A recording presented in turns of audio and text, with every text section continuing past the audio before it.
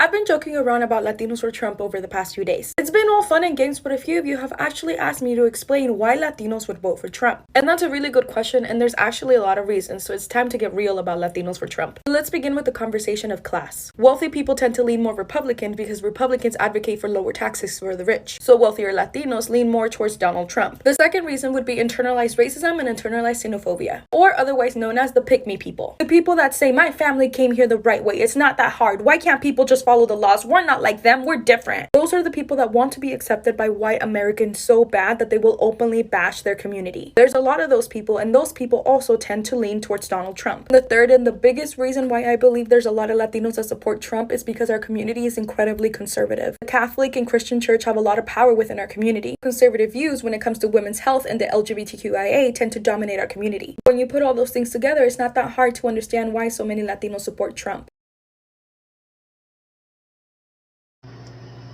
What's up, y'all? It's your boy King Churro. I'm over here at the Churro stop here at the Living Desert. So to touch on that there. So she says that wealthy Latinos were voting for Trump because of a tax break for rich people. He did a tax break for everybody, especially the middle class, because that's the demographic that most politicians, most of these presidents forget about. The middle class, the people who are actually doing shit. So when he gave a tax break to the rich and to the middle class, what ended up happening was that year that he did that, you got less on your tax returns, right? But then at the same time, if you worked for a big corporation, like I worked at Home Depot at the time, and the CEO of Home Depot basically said, oh, well, I got a tax break. This is how much I got a tax break for. I'm going to do a bonus for all the employees. I remember back here at the Home Depot in India, a lot of the managers got like $300. My supervisor at the time, Isaiah, I think he got like $125.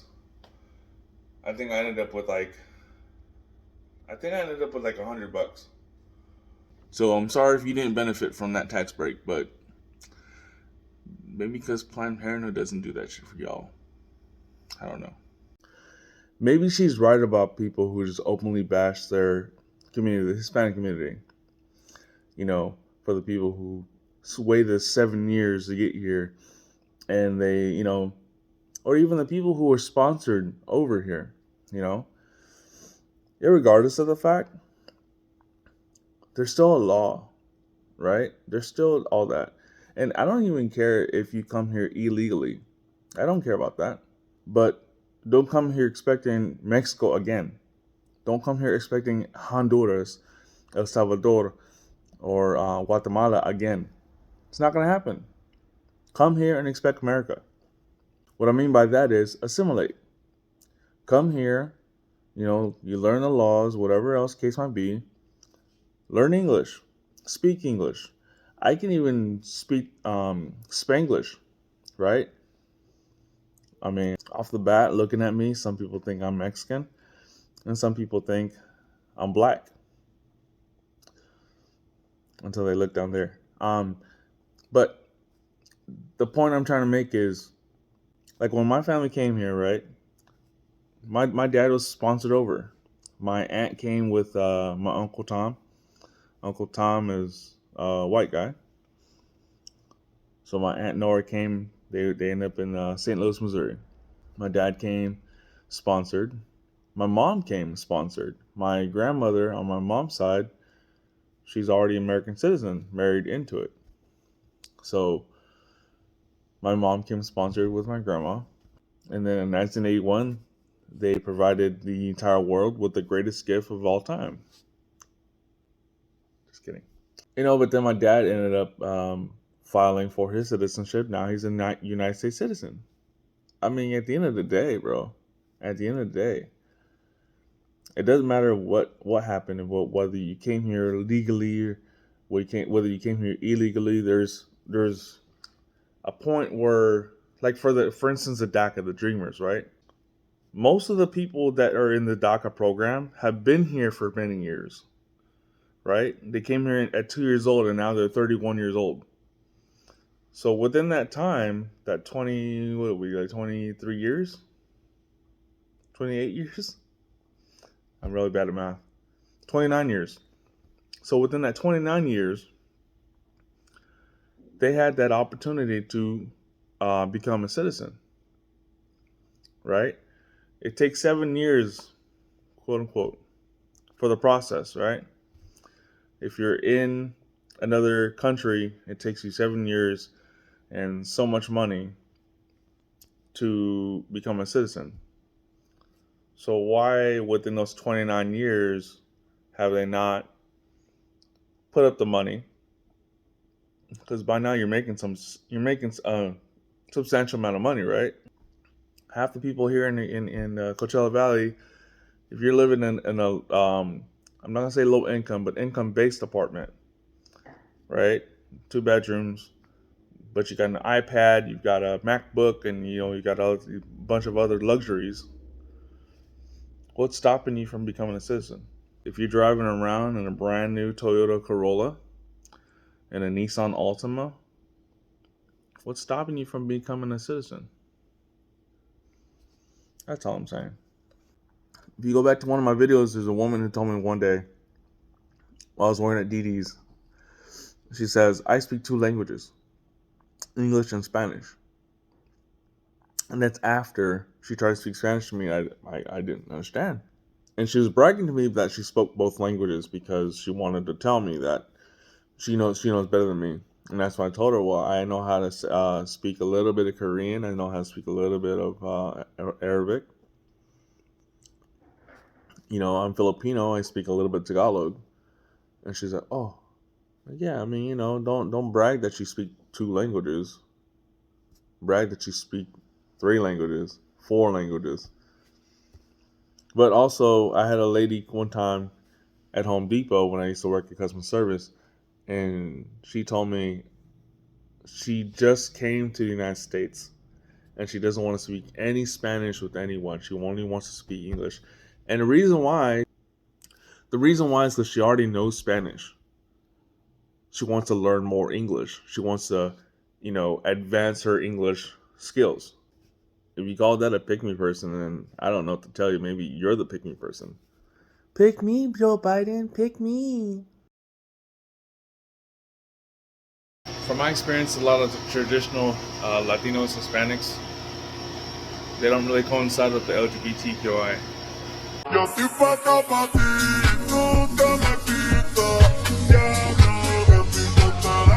But it's funny to me that she had to mention the community of the LGBTQ because, there's a big old huge misconception that Trump was anti-LGBTQIA.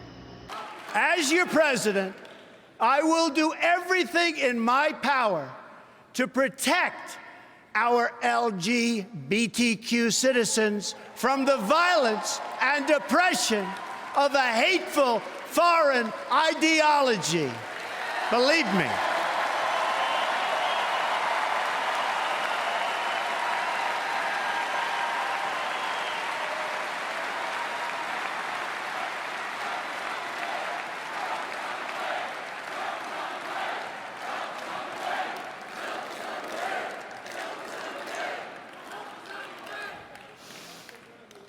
And I have to say, as a Republican, it is so nice to hear you cheering for what I just said. Thank you.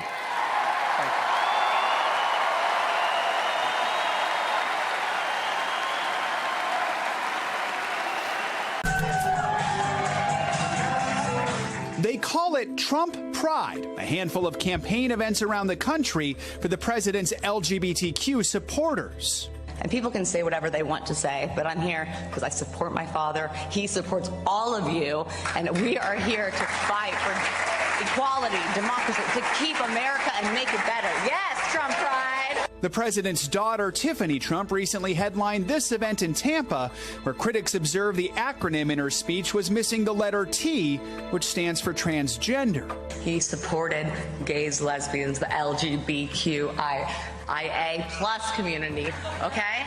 Trump Pride's co-chair is Richard Grinnell, who briefly served as acting director of national intelligence, the first openly gay person named to a cabinet-level position. President Trump is the most pro-gay president in American history. I think it's automatically assumed that if you're gay, you're going to vote for a Democrat. And that's simply not the case. Paul Ramirez, a Republican who lives in California, is part of that 20%. He's a Trump supporter. I've gone through the fight. I don't think we have any more villains out there. The fight for equality is pretty much over. We should be looking at issues that affect our lives in real time. The economy, jobs, travel, safety international. And he wasn't. That's why you had a lot of LGBTQ who supported Trump. See, this person here, she also works for Planned Parenthood. So of course there's something else that she supports. There's an agenda behind that.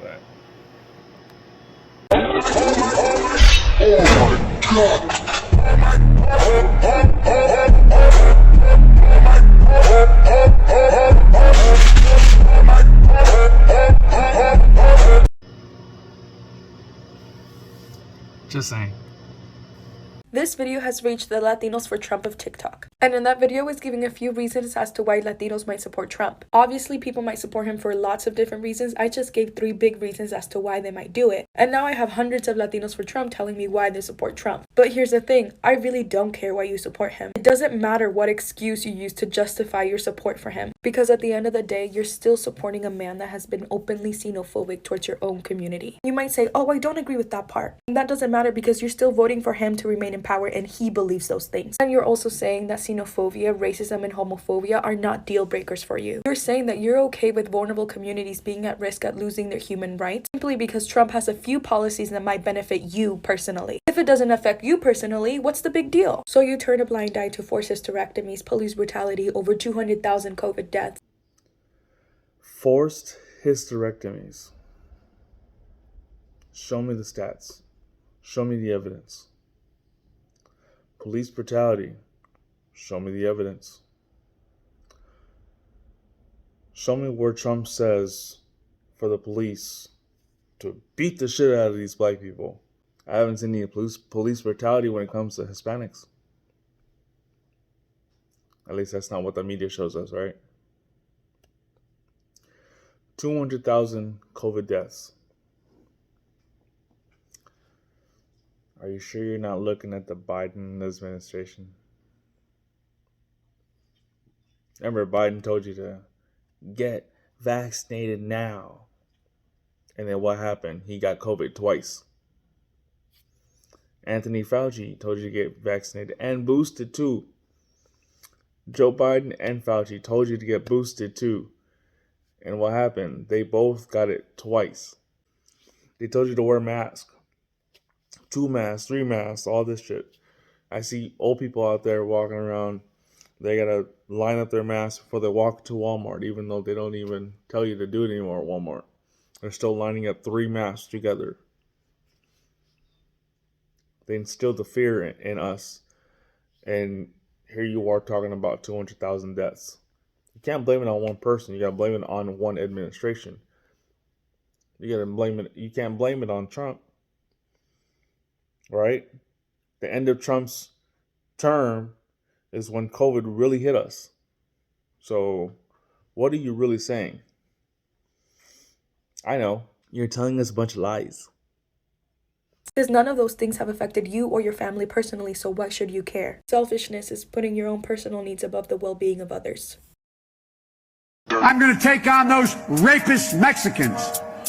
Then he claimed, no, there's never been a president. I'm going to end the argument once and for all why Donald Trump is the greatest president of all time. And trust me, it's not even close. He went to North Korea and brokered peace when the mainstream media said that there was going to be nuclear war. 6 million new jobs were created under Trump.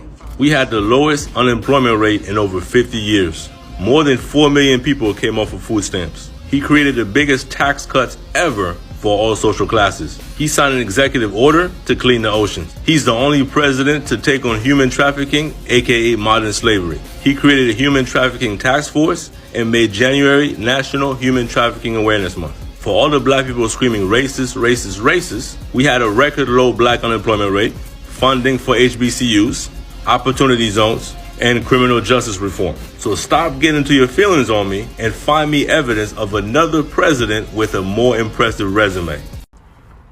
And my last point of the day, what I don't understand is when white liberals walk around telling people how they're supposed to feel. What gives you the right to tell someone how they're supposed to feel? And then the black liberals think that the white liberals are their best friend. No, they're not. They think they're superior than you, and that's why they treat you the way they do.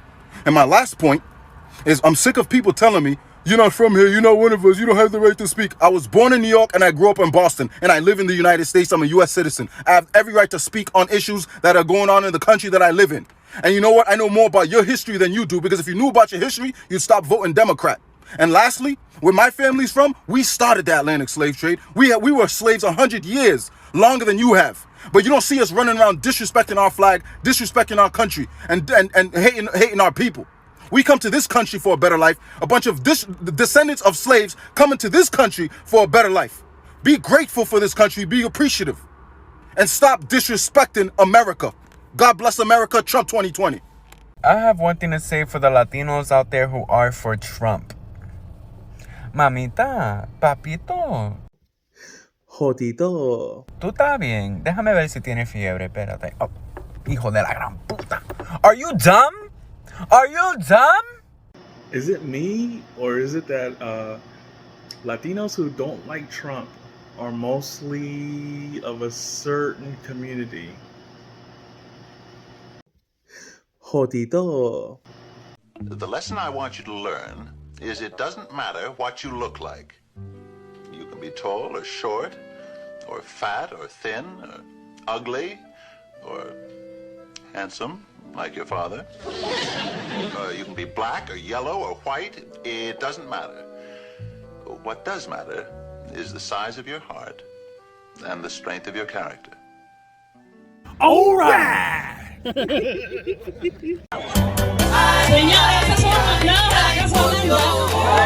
Directamente voy a votar por Donald Trump. Repítelo. Ay, ay, ay, ay, por Dios.